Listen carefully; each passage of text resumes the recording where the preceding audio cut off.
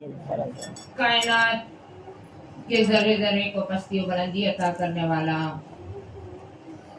मौत और हयात का खालिक अपने कलाम बराकत निज़ाम में इरशाद फरमाता है, इन्ना लिल्लाहि व इन्ना इलैहि राजिऊन, कि हर शय अपने रब की जानिब से है, व इन्ना इलैहि राजिऊन, और हर शय को पलटकर फिर वहीं जाना है। सलावत पढ़ते हैं।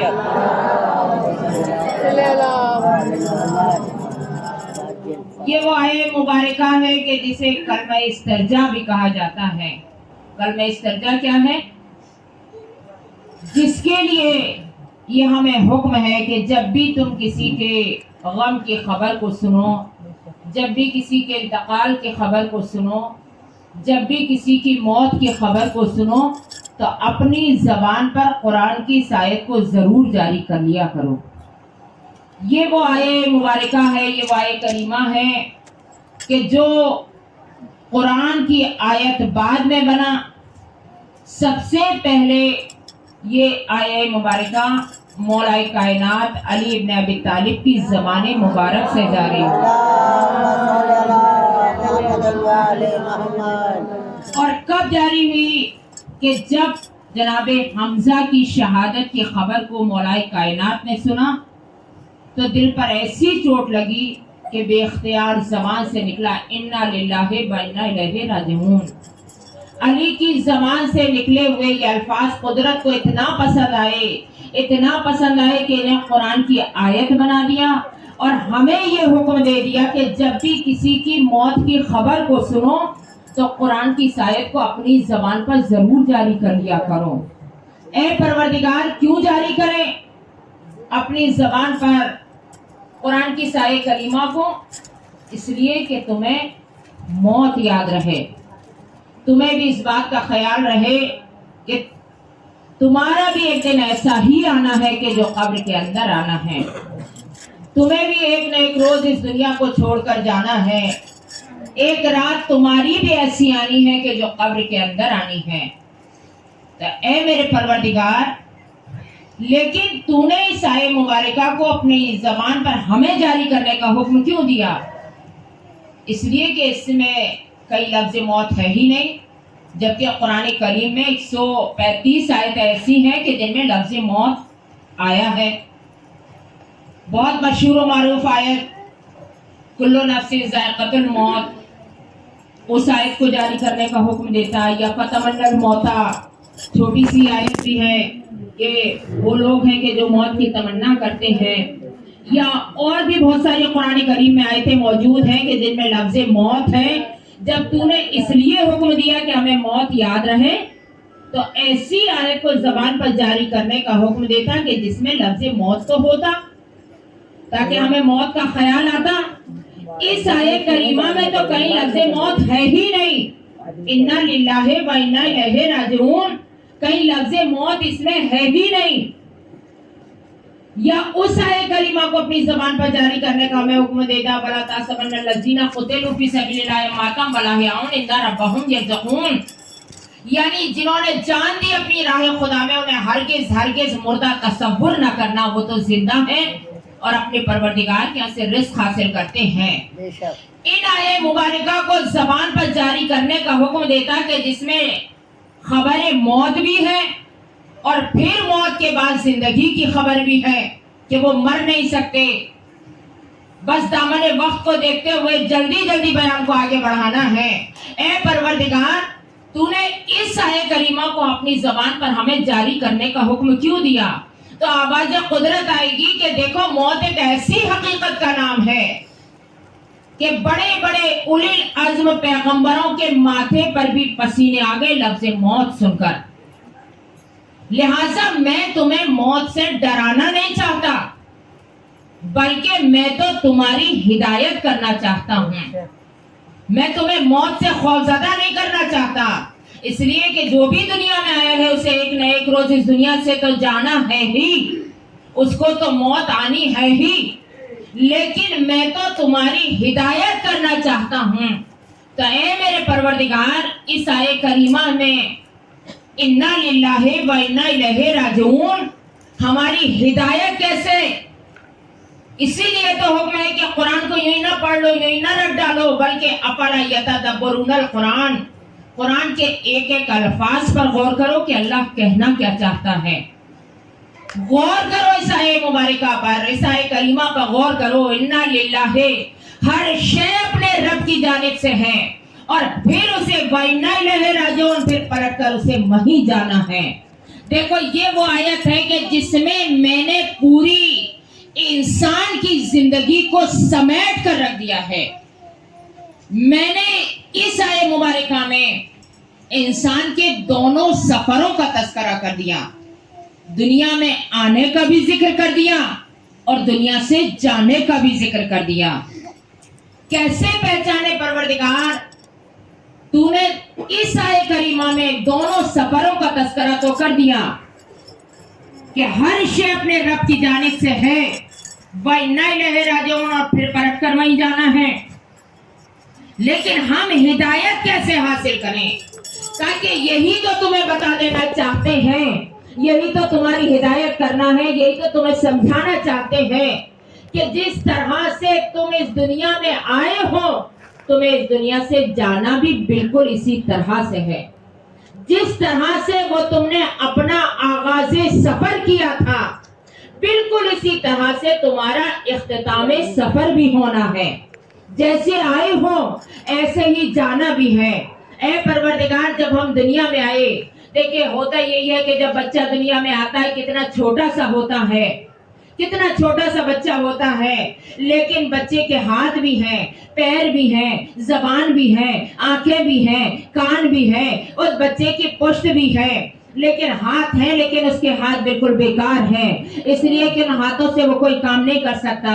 اللہ نے اسے پیر دے کر اس دنیا میں بھیجا ہے، لیکن پیروں میں اتنی طاقت نہیں ہے کہ وہ کھڑا بھی ہو سکے، اس کے پیروں میں اتنی طاقت نہیں، اللہ نے اسے پشت عطا کی ہے، اس کی کمر ہے، لیکن اتنی کمزور ہے، اتنا کمزور ہے کہ اپنے آپ خود کروٹ بھی نہیں بدل سکتا، جہاں اسے لٹا دیا جاتا ہے وہیں لیٹ جاتا ہے، جیسے اسے لٹا دیا جاتا ہے اسی طرح سے لیٹ جاتا ہے۔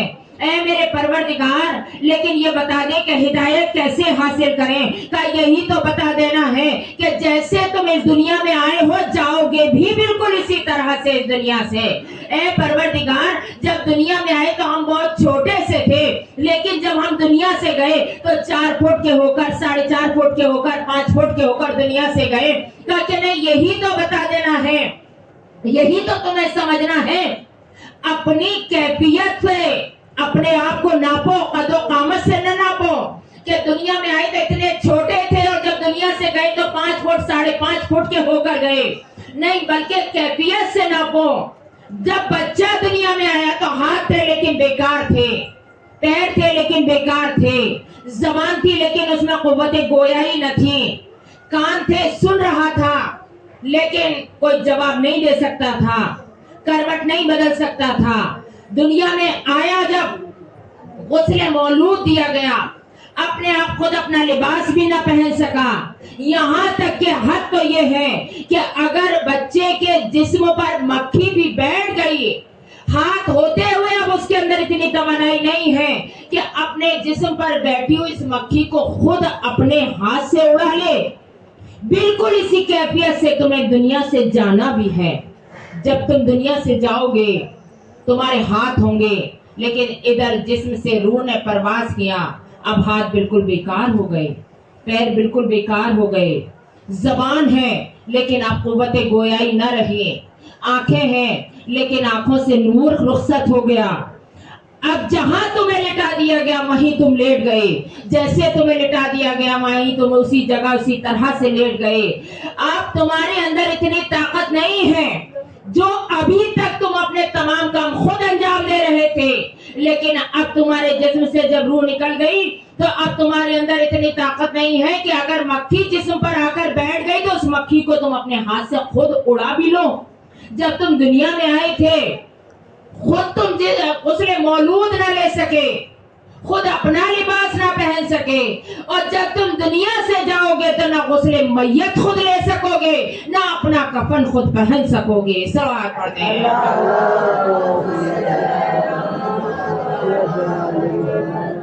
پہلی مجلس یہ ہے موت اور حیات، کہ جس کی طرف پروردگار عالم بتا دینا چاہتا ہے کہ انا للہ و انا الیہ راجعون، کہ دیکھو جس طرح سے آئے ہو تمہیں اسی طرح سے دنیا سے جانا ہے، لیکن اگر محبت اہل بیت تمہارے دل میں ہے تو اس کے لیے قرآن نے پھر آواز دے دی، بلا تحسبن الذین قتلوا فی سبیل اللہ امواتا بل احیاء عند ربہم یرزقون، کہ نہیں ان کو مردہ تصور بھی نہ کر لینا، وہ تو زندہ ہیں اور اپنے پروردگار کے یہاں سے رزق حاصل کرتے ہیں۔ کون زندہ ہیں؟ وہ زندہ ہیں کہ جن کے دل میں محبت محمد والے محمد ہے۔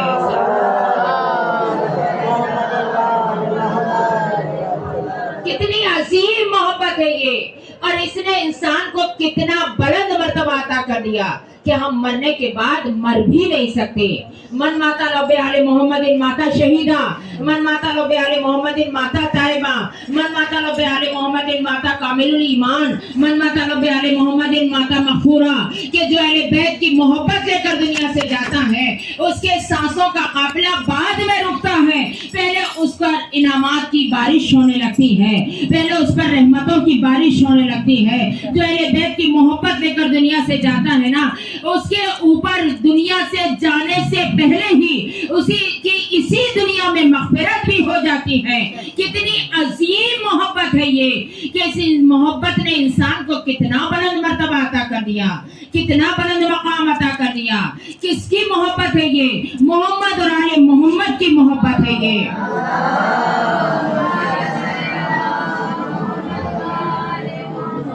اور انہی کی محبت کے معرفت حاصل کرنے کا حکم پیغمبر اسلام نے دیا۔ کیا کہا پیغمبر اسلام نے؟ کہ اگر تم نے اپنے زمانے کے امام کو نہ پہچانا، یعنی اپنے زمانے کے امام کی معرفت اگر تم نے حاصل نہ کی اور تم مر گئے تو گویا تم جاہلیت کی موت مرے۔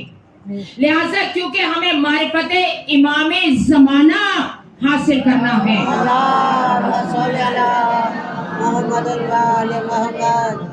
پیغمبر اسلام نے کسی امام کا نام نہیں بتایا کہ اس امام کی معرفت نہیں، بلکہ اپنے زمانے کے امام کی، یعنی ہر زمانے کے امام کی معرفت ہمیں حاصل کرنا ہے، امامت کی معرفت ہمیں حاصل کرنا ہے۔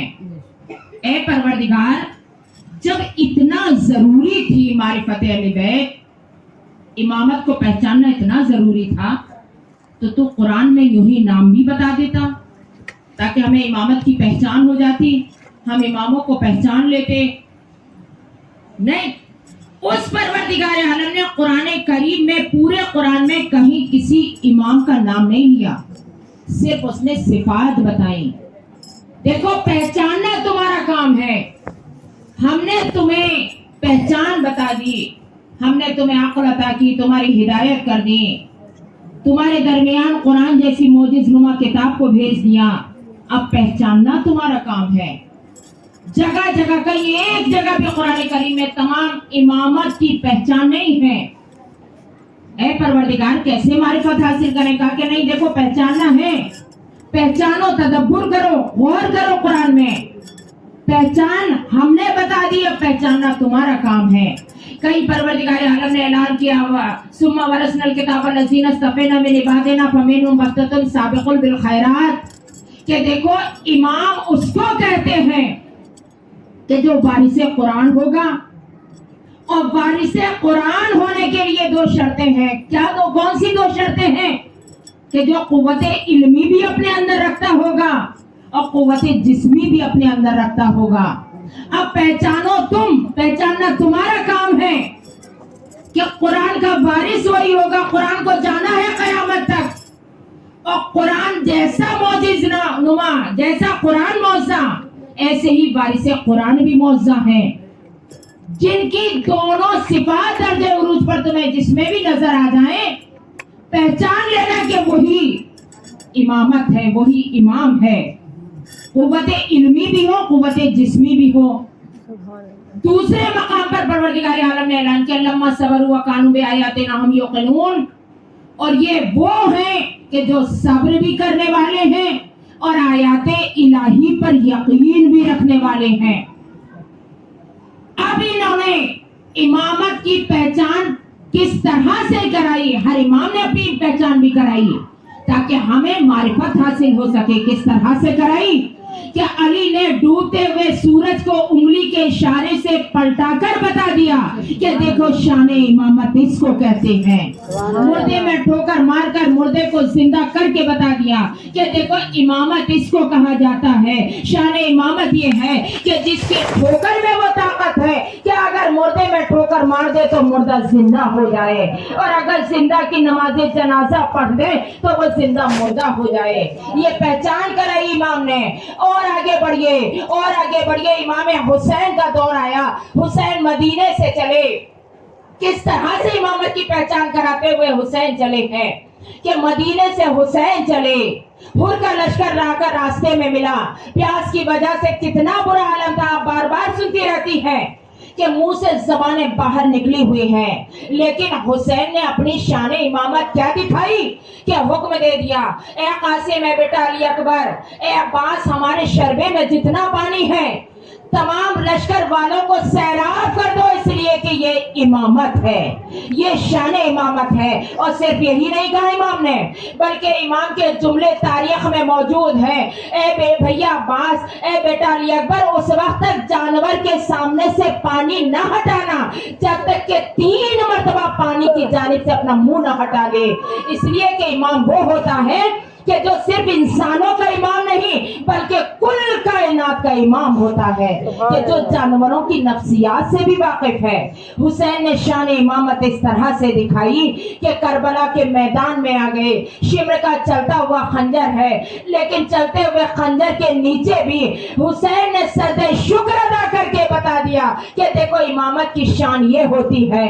सरो तन में जुदाई हो गई, सर को नौके नेज़ा पर बुलंद कर दिया गया, लेकिन नौके नेज़ा पर कटे हुए सर ने तिलावत कुरान करके बता दिया कि देखो इमामत इसको कहते हैं, वारिस कुरान ऐसे होते हैं।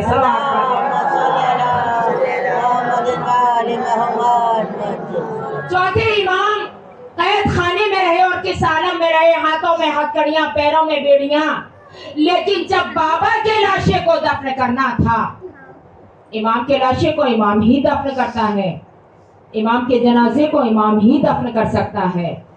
जब बाबा के लाशे को दफन करना था तो लाख कैद खाने में रहे, हथकड़ियों बेड़ियों में गिरफ्तार रहे, लेकिन बाएजाज करबला में आकर बाबा के लाशे को दफन करके बता दिया कि देखो इमामत इसको कहते हैं कि जिसको कोई हथकड़ियों बेड़ियों में गिरफ्तार नहीं कर सकता, जिसे कोई कैद खाने में कैद नहीं कर सकता, ये शान इमामत है।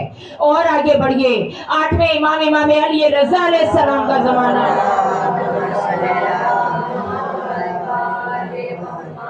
मुझे आपको इसी मंजिल तक लाना भी था, इसलिए कि आज इमाम की शबे विलादत भी है। ये दिन वो है कि जो इमाम की विलादत के दिन है। कल इमाम की विलादत है, हमारे 8वें इमाम इमाम अली रज़ा अलैहिस्सलाम के।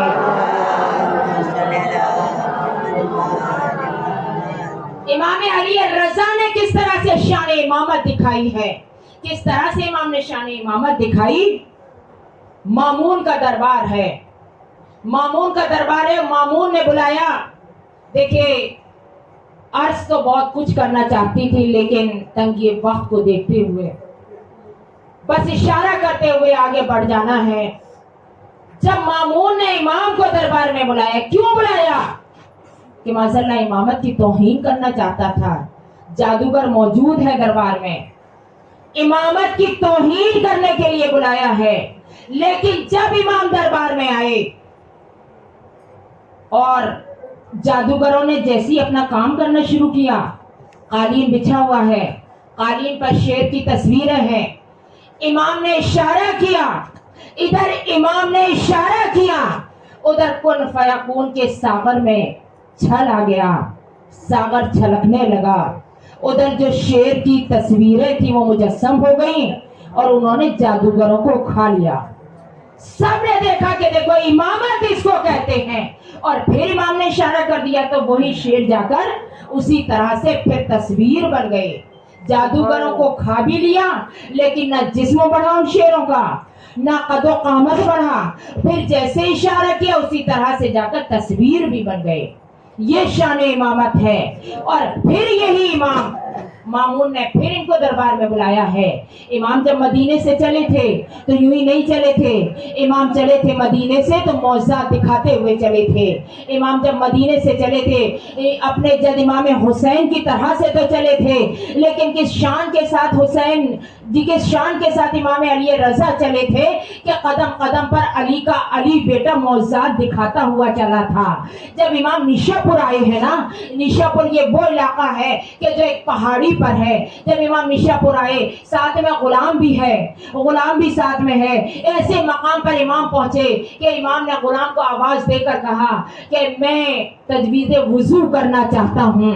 دیکھیں ایک بات اور عرض کر دوں کہ امامت کو وضو کی ضرورت نہیں ہے، لیکن کیونکہ معجزہ دکھانا ہے، معجزات دکھانا ہے، اور اس لیے غلام سے کہا کہ مجھے وضو کرنا ہے۔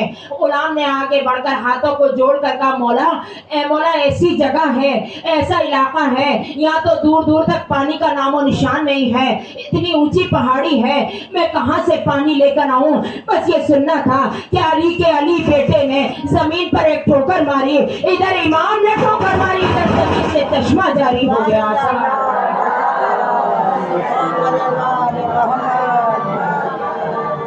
پتھریلا علاقہ تھا لیکن پانی کا دور دور تک نام و نشان نہ تھا، لیکن امام علی رضا نے زمین پر ٹھوکر ماری، چشمہ جاری ہو گیا۔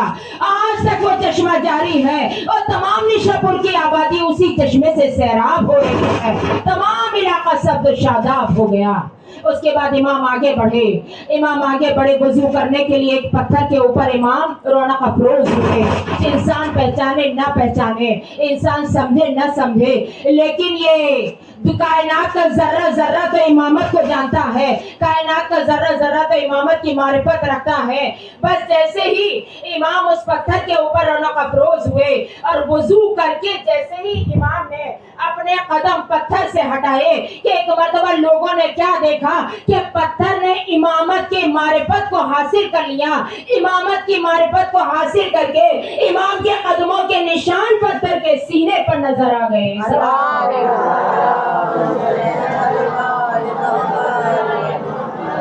آج بھی وہ پتھر موجود ہے کہ جس پر امام کے قدموں کے نشان ہیں اور اسے دیوار میں نصب کر دیا گیا ہے۔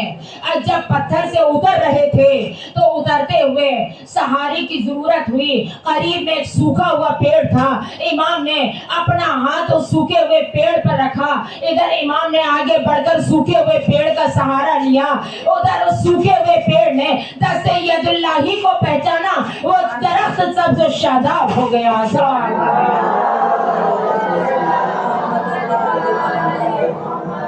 درخت سبز و شاداب ہو گیا۔ اس کے بعد امام آگے بڑھتے رہے، معجزات دکھاتے ہوئے امام آگے بڑھتے رہے، یہاں تک کہ امام مامون کے یہاں پہنچ گئے۔ یہ کہہ دیا تھا امام نے کہ میں دربار میں نہیں آؤں گا، جبکہ مامون نے بڑا اہتمام کیا، بڑا انتظام کیا تھا، کیونکہ ولی عہد بنا کر بلایا تھا نا، اس لیے بڑا اہتمام تھا۔ 3 زرین کرسیاں بنوائی گئی تھی، سونے کی کرسیاں بنوائی گئی تھی 3، ایک مامون کی، ایک اس کے وزیر کی اور ایک ولی عہد کی یعنی امام کی۔ لیکن امام نے دربار میں داخل ہوتے ہی کہہ دیا تھا کہ میں دربار میں روز جب بھی اسلام پر وقت پڑے گا تب میں دربار میں آؤں گا، جب بھی ضرورت ہوگی تب میں دربار میں آؤں گا۔ بس ایک روز مامون نے امام کو دربار میں بلایا، اسے بڑا برا لگتا تھا، بڑا برا لگتا تھا کہ میں نے ولی عہد بنا کر بلایا، اتنا اہتمام بھی کیا، لیکن دربار میں آتے ہی نہیں ہے۔ غلام کو بھیجا، سپاہیوں کو بھیجا کہ جاؤ اور جا کر فرزند رسول کو بلا کر لاؤ۔ سپاہی پہنچے، امام سے جا کر کہا کہ چلیے آپ کو دربار میں مامون نے بلایا ہے۔ امام نے کہا کہ مامون سے کہہ دو کہ ہم ابھی آتے ہیں۔ اب اس کے بعد جیسے سپاہیوں نے مامون کو خبر پہنچائی کہ امام نے کہہ دیا کہ ہم ابھی آتے ہیں، اس کو بڑا غصہ آیا کہ میں نے تو سپاہیوں کو لینے بھیجا تھا، اور کہہ دیا کہ ہم ابھی آتے ہیں۔ دیکھیں سیرت سے سیرت ملا لیجئے، شان امامت وہی نظر آئے گی۔ امام حسین نے بھی 27 رجب کو جب ولید نے بلایا تھا دربار میں، سپاہیوں کو بھیجا تھا، تو امام نے کیا کہا تھا؟ سپاہیوں سے کہا تھا کہ جا کر ولید سے کہہ دے کہ ہم ابھی دربار میں آتے ہیں۔ بالکل وہی انداز ہے، امام نے کہہ دیا کہ جاؤ جا کر کہہ دو مامون سے کہ ہم ابھی آتے ہیں۔ جب اسے بڑا غصہ آیا تھا کہ ٹھیک ہے، میں نے سپاہیوں کو بلانے بھیجا، کہہ دیا کہ ہم ابھی آتے ہیں۔ حاجبوں کو حکم دیا خبردار جب بھی یہ موسیٰ رضا دربار میں آئے تو ہرگز پردہ نہ ہٹانا۔ حاجب کہتے ہیں کہ جو دروازے پر پردہ اٹھانے والے ہوتے ہیں، انہیں حکم دیا کہ ہرگز پردہ نہ ہٹانا۔ جب یہ امام آئے تو ہرگز فرزند رسول کے لیے پردہ نہ ہٹا دینا۔ اب یہ حکم دینے کے بعد ادھر تمام لوگ دربار سجا ہوا، دربار میں بیٹھے ہوئے ہیں، انتظار ہو رہا ہے۔ دیکھیں امامت اسی کو تک کہتے ہیں کہ جو انتظار کرنے والے ہیں وہ تو انتظار کر ہی رہے ہیں، لیکن جو انتظار نہیں کر رہے ہیں، جو انتظار نہیں کرنا چاہتے، انہیں بھی انتظار کرا دیا۔ امامت یہی تو ہے کہ شاہی جس کے سامنے اپنا سر جھکا دے۔ ادھر امام نے کہہ دیا کہ ہم ابھی دربار میں آتے ہیں، مامون نے کہہ دیا حاجبوں سے خبردار کوئی دربار میں کہ کوئی پردہ نہ ہٹائے، فرزند رسول جیسی دربار میں داخل ہو۔ 7 دروازے تھے اس کے مامون کے محل کے، ہرگز کوئی پردہ نہیں ہٹائے گا۔ اور اس کے بعد اپنے تمام درباریوں سے کہہ دیا کہ دیکھو جیسے بھی فرزند رسول دربار میں آئے، خبردار کوئی تعظیم کو نہیں اٹھے گا، خبردار کوئی ان کو سلام نہیں کرے گا۔ ادھر مامون تخت پر بیٹھا ہوا، اپنی کرسی پر بیٹھا ہوا ہے، ادھر امام چلے کس شان کے ساتھ چلے کہ آج امام نے اپنے بابا کی عبا پہنی، اپنے بابا کی قبا پہنی، مولا کائنات علی ابن ابی طالب کا عمامہ سر پر رکھا۔ اس کے بعد امام نے اپنے کمر میں پٹکا باندھا، پٹکے میں نیام بھی ہے، نیام میں ذوالفقار حیدری بھی ہے۔ اور اس کے بعد اب جو امام چلے، بہترین لباس پہن کر، شاہی لباس پہن کر امام چلے۔ اب جیسے امام گھوڑے پر سوار ہوئے، ادھر ہوا نے چلنا شروع کیا، امام کی سیاہ زلفیں ہوا میں لہرا رہی ہیں، لوگ دیکھ رہے ہیں کہ گھوڑے کے اوپر تصویر علی نظر آ رہی ہے یا تصویر محمد نظر آ رہی ہے، دائیں جانب سے دیکھتے تصویر علی ہے، تصویر محمد ہے۔ اس شان کے ساتھ امام گھوڑے کو دوڑاتے ہوئے مامون کے دربار کے قریب آئے۔ ادھر حاجبوں کو حکم ہے کہ خبردار کوئی پردہ نہ ہٹانا، لیکن ایک مرتبہ جیسے ہی شان امامت یہی تو ہے، امامت اسی کو تو کہتے ہیں، جیسے امام نے دربار میں قدم رکھا کہ ادھر ایک ہوا چلی، ایسی ہوا چلی کہ ایک ایک کر کے 7 پردے اٹھتے چلے گئے، امام دربار میں آ گئے۔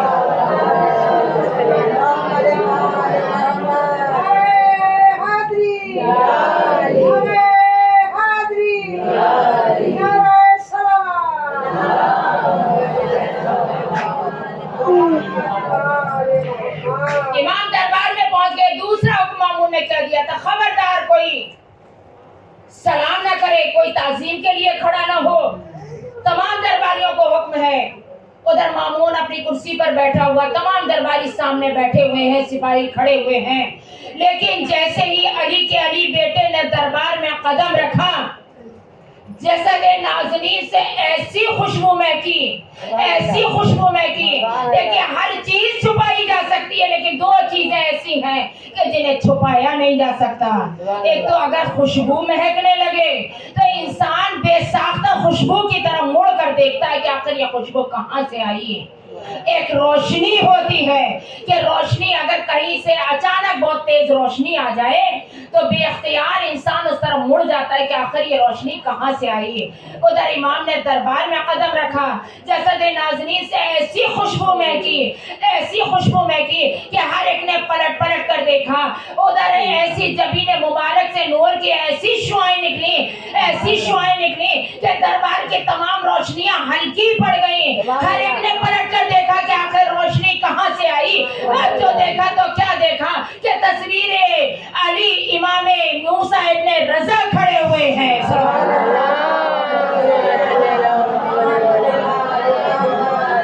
عالم یہ تھا کہ اب تک سلام کرتے تھے ایک ہاتھ سے، لیکن ہر کہ جھک جھک کر امام کو دونوں ہاتھوں سے سلام کر رہا ہے.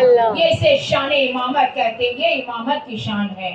اور یہی ہمارا امام وہ ہے کہ جس کو امام ضامن بھی کہتے ہیں. بس اپنے بیان کو سمیٹتے ہوئے امام ضامن کیوں کہتے ہیں؟ کیونکہ امام نے دربار میں جب ولیعہد قبول کی تھی تو امام نے, جب مامون نے کہا کہ آپ تو کچھ کہتے ہی نہیں ہیں, تو امام نے کہا کہ دیکھو سکہ میرا ڈھالا جائے گا. مامون کو ماننا پڑا. امام نے سکہ ڈالا. سکہ کیا تھا؟ سکے پر لکھا ہوا تھا لا الہ الا اللہ محمد الرسول اللہ اور علی ولی اللہ. سکہ تو ڈال دیا گیا, آ گیا سکہ, چاہنے والوں نے لے لیا, اس لیے کہ کلمہ لکھا ہوا ہے, علی کی ولایت کا اعلان بھی ہے. چاہنے والوں نے تو آنکھوں سے لگایا, اپنے پاس رکھ لیا. لیکن مامون کچھ کر تو نہ سکا, لیکن اسے بڑا برا لگ رہا تھا کہ حکومت میری, دربار میرا, ولیعہد میں نے بنایا, میں نے بلایا, دربار میں آتے بھی نہیں ہیں, سکہ بھی ان کا چلے گا, کیا کیا جائے؟ امام تو گوشہ نشینی کی زندگی اختیار کیے ہوئے ہیں. مامون نے ایک دن اعلان کر دیا جس کے گھر میں وہ سکہ ملے گا اس کے گھر کو تاراج کر دیا جائے گا. جس کے پاس وہ سکہ ملے گا. چاہنے والوں نے تو سکے کو بڑی احترام کے ساتھ برکت کے لیے اپنے اپنے پاس رکھ لیا تھا. باعث برکت ہے, امام کا ڈھالا ہوا سکہ ہے, اشہد ان لا الہ الا اللہ محمد رسول اللہ علی ولی اللہ بھی لکھا ہوا ہے. چاہنے والوں نے اس سکے کو سنبھال کر رکھ لیا. ادھر مامون نے اعلان کر دیا کہ جس کے گھر میں ملے گا سکہ اس کے گھر کو تاراج کر دیا جائے گا. ادھر جیسے ہی چاہنے والوں کو خبر ملی, چاہنے والے آئے مولا کے پاس, آ کر کہا کہ مولا دیکھیے مامون نے یہ ایسا اعلان کیا ہے, ہمیں تو یہ سکہ بہت عزیز ہے, اور جب سے ہمارے پاس یہ سکہ آیا ہے ہمارے گھروں میں تو بڑی برکت ہے, ہمارے لیے تو باعث برکت ہے, ہم تو اس سکے کو خرچ بھی نہیں کر سکتے, ہم نے تو اسے سنبھال کے رکھا ہوا ہے. اور مامون نے کہہ دیا ہے کہ جس کے پاس وہ سکہ ملے گا اس کے گھر کو تاراج کر دیا جائے گا. مولا کیا کیا جائے؟ امام مسکرائے.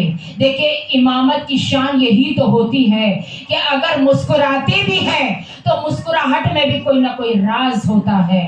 اب مسکراہٹ بھی علی کی وہ ہوتی ہے کہ جو بڑاؤں کو ٹالا کرتی ہے.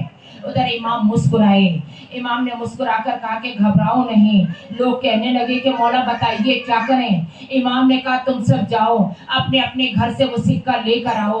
لوگ جلدی سے اپنے اپنے گھر گئے, جس کے پاس جتنے سکے تھے سب وہ سکے لے کر آئے, لا کر امام کے حوالے کیے. امام نے غلام کو آواز دی, غلام سے کہا کہ جاؤ بازار جاؤ, بازار سے ایک سبز رنگ کا کپڑا خرید کر لاؤ.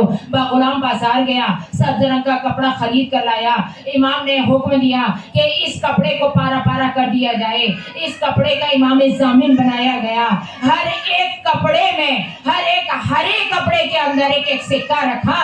اور سکہ رکھ کر امام نے خود اپنے ہاتھ سے ایک ایک چاہنے والے کے بازو پر اس سکے کو باندھ دیا. اور امام نے کہہ دیا کہ جاؤ بے فکر ہو کر چلے جاؤ. مامون نے یہی تو اعلان کیا ہے نا کہ تمہارے گھر میں ملے گا تو تمہارے گھروں کو تاراج کر دیا جائے گا. جاؤ جا کر کہہ دو سپاہیوں سے کہ تمہارے گھروں کی تلاشی لے لے. سکے تو ہم نے تمہارے بازوؤں پر باندھ دیے, اور ہم ضمانت لیتے ہیں کہ مامون تمہارا کچھ نہ بگاڑ سکے گا, اس لیے کہ ہم نے تمہارے بازو پر امام ضامن باندھ دیا.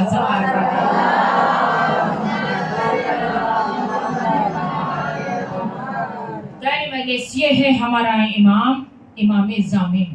ضامن آہو بھی ہوئے امام, وہ بھی امام کا واقعہ ہے, اس لیے امام کو امام ضامن کہتے ہیں. لیکن بس اپنے بیان کو سمیٹتے ہوئے مامون نے اب سازشوں کے جال بچھا دیے. امام کو ایک روز دربار میں بلایا. سامنے انگوروں سے بھرا ہوا تشت رکھا ہوا ہے. کیسے انگور ہیں؟ وہ انگور کہ جن میں زہر کو پرویا گیا تھا. چند دانے پہلے مامون نے انگور کے نوش فرمائے تاکہ لوگ دیکھ لیں کہ میں بھی انگور کھا رہا ہوں. اور اس کے بعد جن انگوروں میں زہر پرویا گیا تھا وہ امام کی جانب آگے بڑھا دیے. امام نے انا للہ و انا الیہ راجعون کہا اور انگور کے دانے کو اپنے دہن میں رکھا. کتنا کاری زہر تھا، کیسا زہر تھا. سنا ہے نا آپ نے، وہی زہر تھا کہ جو امام حسن کو دیا گیا تھا. کیا عالم ہو گیا تھا جو زہر امام حسن کو دیا گیا تھا کہ جس پانی میں ملایا گیا تھا، جس شربت میں ملایا گیا تھا، جب وہ اس کوزے کو زمین پر پھینکا گیا تو وہ زمین اس جگہ سے اتنا کاری زہر تھا کہ زمین پھٹ گئی تھی. امام کا تمام جگر ٹکڑے ٹکڑے ہو گیا تھا. وہی زہر ہے کہ جو ہمارے اس امام کو بھی دیا گیا ہے. عزاداران امام، ارے یوں تو ہمارا امام یہ شہنشاہ ہے، لیکن عزاداران امام جب زیارت پڑھتے ہیں نا تو امام کو غریب الغربا کہتے ہیں. کیوں غریب الغربا کہتے ہیں؟ اس لیے کہ سب سے زیادہ بہن اور بھائی ہمارے اسی امام کے تھے، سب سے زیادہ اولاد ہمارے ساتویں امام کی تھی. عزاداران امام 17 بھائی تھے، 18 بہنیں تھی امام کے، لیکن عالم غربت میں موت آئی تھی. عالم غربت میں امام کو موت آئی تھی. عزاداران امام، عالم غربت تو تھا لیکن بیویوں امام کو غسل بھی ملا، کفن بھی مل گیا.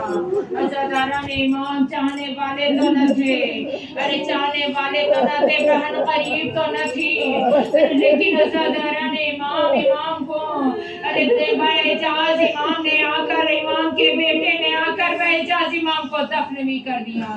لیکن آئے کربو بلا عزاداران امام، آپ جانتی ہیں نا، ارے ایک باپ کے ایثار ثواب کی مجلس ہے. ارے بیویوں بیٹیاں آپ کے سامنے بیٹھی ہوئی ہے، ارے میرے سامنے بہنیں بھی بیٹھی ہوئی ہے.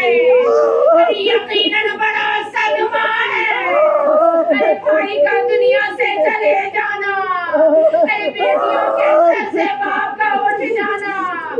عزاداران امام یتیمی بڑا صدمہ ہے، ارے لیکن جب بھی تمہیں اپنا باپ یاد آئے، ارے کربلا کے اس یتیمہ کو ضرور یاد کر لیا کرنا، اس یتیمہ کو ضرور یاد کر لیا کرنا.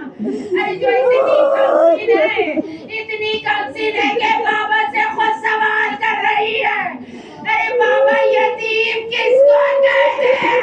ارے ماں بیٹی کو کیا کہہ کر سمجھائے؟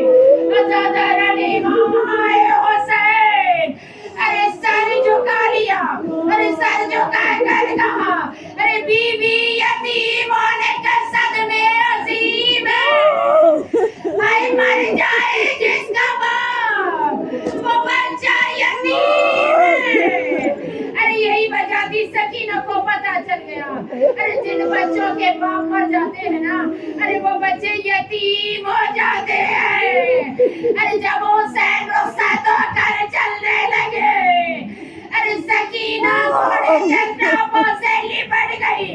اے گھوڑے میرے بابا کو نہ لے جا، اے گھوڑے مجھے یتیمی سے تو ہی بچا لے، اے گھوڑے میرے بابا کو مختر میں نہ لے جا.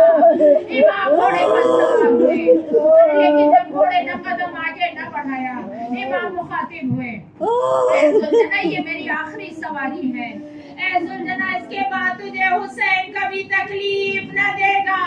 اے زلجنہ، اے زلجنہ، ارے آگے بڑھ. ارے لیکن گھوڑے نے اپنے سر سے سوا کی جانب اشارہ کیا. آج جو امام نے دیکھا، ارے جو کر جو کی نگاہ شہیدین اعتبار، ارے کیا دیکھتا ہے ابن شہنشاہ ذوالفقار. ارے بیتاب ہے سکینہ نہیں دل پہ اختیار، لپٹی ہوئی ہے گھوڑے کے پاؤں سے اشک بار. بھرتی ہر ایک مرتبہ ایک آہ سرد ہے، اور اس کے گیسوؤں پہ یتیمی کی گرد ہے. ارے یہ دیکھ کر دل شاہ مظلوم پڑ گیا، گھوڑے سے اپنے خون پڑے شاہ کربلا آغوش میں سکینہ کو اپنی اٹھا لیا. ارے بولے تیری یتیمی پہ شبیر ہو فدا، ارے کیوں راہ روک کی، ارے چاہتا ہوں بخشوانے کو امت رسول کی، ارے بیٹا کسی کا باپ ہمیشہ نہیں دیا، ارے دنیا میں جو بقا ہے تو ایک روز ہے بنا، ازادارنی ماں بچی کا آغوش میں لیا، ارے منہ چوما، زینب کو آواز دی زینب، اے زینب تم سکینہ کو لے جاؤ، ارے شہزادی خیمے سے باہر آئی، بچی کو آغوش میں لے کر خیمے میں واپس آ گئی، ابھی کچھ دیر نہ گزری تھی، ارے سیاہیاں چلنے لگی، برات کا پانی نیزو چلنے لگا، ارے آواز آئی اللہ قتل الحسین کربلا، ارے زینب گھبرا کر خیمے سے باہر نکلی، ارے چاروں طرف دیکھا، ارے بھائی نظر نہیں آیا، علی کی بیٹی، ارے سامنے تو بلندی نظر آئی، ارے جسے ٹیلے زینبیہ کہا جاتا ہے، علی کی بیٹی اسی بلندی پر گئی، ارے چاروں طرف دیکھا، تیر نظر آئے، تلواریں نظر آئی، ارے نیزے نظر آ رہے ہیں، ارے لیکن میرا ماں جایا نظر نہیں آ رہا، اے زمین کربلا، ارے اتنا بلند ہو جا، اتنا بلند ہو جا، ارے بہن بھائی کا دیدار کر لے، ارے مجھے میرا ماں جایا نظر نہیں آتا، ارے ادھر امام کے کانوں میں یہ آواز پہنچی، ارے یہ تو زینب ہے، ارے زینب خیمے سے باہر آ گئی، ارے شمر کا خنجر چلے گا، ارے زینب کیسے دیکھے گی، آواز دی زمین کربلا، ارے اتنا نیچے ہو جا، اتنا نیچے ہو جا، ارے بہن بھائی کا گلا کٹتا نہ دیکھے، ادھر شمر سینے پر سوار ہے، جیسے شمر سینے پر سوار ہوا، امام نے آنکھیں کھول دی، ارے شمر کو دیکھا، ہاتھ میں چمکتا ہوا خنجر نظر آیا، امام نے کہا شمر میں جانتا ہوں کہ تو کیوں آیا ہے، اے شمر میں جانتا ہوں تو کیوں آیا ہے، ارے لیکن مجھے تھوڑا سا پانی دے دے، حسین پانی نہیں مانگ رہے، ارے حجت تمام کر رہے ہیں، ارے اس لیے کہ پانی پی کر اب وہ کیا کرے گا، ارے جس کا گھڑیل جوان بیٹا مر جائے، ارے وہ پانی پی کر کیا کرے گا، ارے جس کا 6 مہینے کا لال، ارے پانی کے لیے تیرے ستم کھا کر چلا جائے، حسین نے اتمام حجت کیا، شمر نے آواز دی حسین، ارے تمام زمین پانی پانی ہو جائے، ارے لیکن تمہیں پانی نہ دوں گا، ارے ادھر شمر کا خنجر روا ہوا، ارے سوکھا گلا، ارے روایت نے بتایا، ارے مقتل نے کہا، ارے جب شمر گلے پر خنجر گرا رہا تھا نا، اتنا سوکھا گلا تھا، ارے گلے کی رگیں خنجر سے لپٹتی جا رہی تھی،